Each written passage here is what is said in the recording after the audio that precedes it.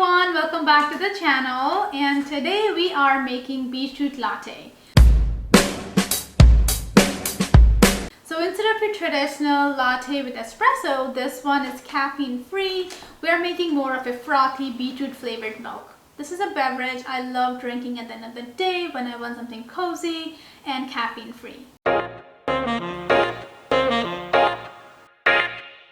For our beetroot latte, we are going to begin by adding milk. You can use dairy or non-dairy milk of your choice.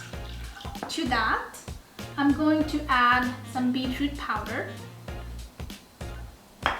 I'm using the beetroot powder that I just got from Amazon, and you can also find this at most health and nutritional grocery store. Next ingredient is cinnamon. I'm just adding a small pinch of powder. You can also add a cinnamon sticks if that's what you have.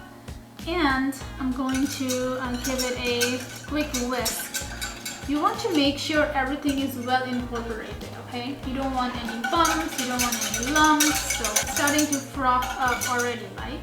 This has been about 30 seconds or so.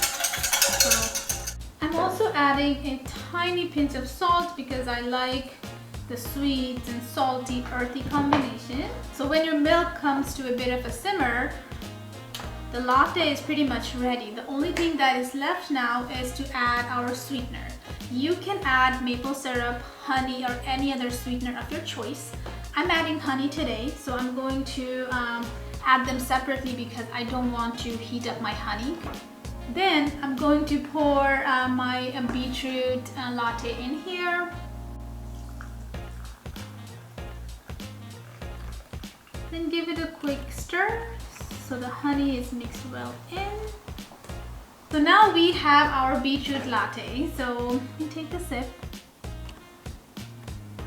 It's so good. I taste a little bit of beetroot. It's sweet, it's comforting, and it's just perfect for just winding down at the end of the day.